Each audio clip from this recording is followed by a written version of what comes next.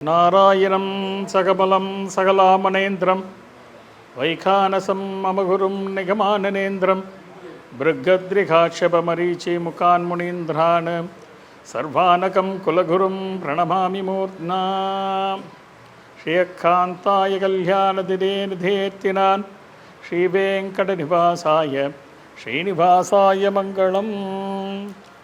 சுவாமி திருவேங்கடமுடியான் ஸ்ரீயப்பதியான ஸ்ரீனிவாசன் திருமலைன்னு சொல்லக்கூடிய ஸ்வயம்பு க்ஷேத்திரத்தில் திருமலையில் ஒரு ஆயிரக்கணக்கான வருஷங்களாக இந்த கலியுகத்தை கலோ வெங்கடேஷகான்கிற ஒரு பதத்துக்கு ஏற்ப கலியுகத்தில் பக்தர்களை ரக்ஷணார்த்தம் காப்பாற்றுவதற்காக திருமலையில் ஏழி பக்தர்களுக்கு அனுகிரகம் செஞ்சு கொண்டிருக்கிறான்.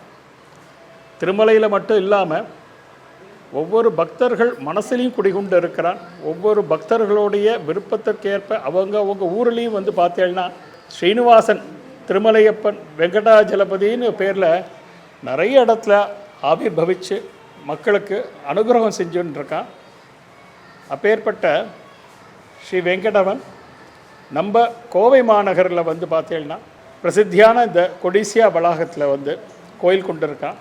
திருமலேஸில் வந்து சுவாமி பார்த்தேன்னா யாராலையும் பிரதிஷ்டை பண்ண சுவாமி கிடையாது. அவர் வந்து ஸ்வயம்புவாகவே வந்திருக்கார்.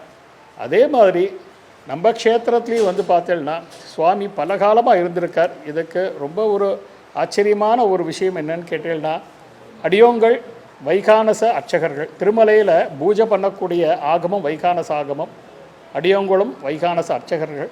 அந்த திருமலையப்பனுக்கு நிதானமாக எப்படி ஒரு 200-300 வருஷத்துக்கு முன்னாடி ஏகாந்தமாக ஆராதனம் உற்சவம்லாம் கண்டறினாரோ அதே மாதிரி இப்போ இன்றைக்கி இருக்கிற கூட்டத்தில் அனுபவிக்க முடியாத ஒரு காரணத்தினால அர்ச்சகர்கள் ஆசைப்பட்டு இந்த திருவேங்கடமுடியானுடைய அதே ஸ்வரூபம் எப்படி திருமலையில் சுவாமி வந்து என்ன உயரமோ என்ன அகலமோ என்ன ஒரு முக லட்சணமோ அதே நேத்திர தீட்சணத்தோட சுவாமி சிரித்த முகத்தோட அதே உருவத்தில் இங்கே வந்திருக்கார்.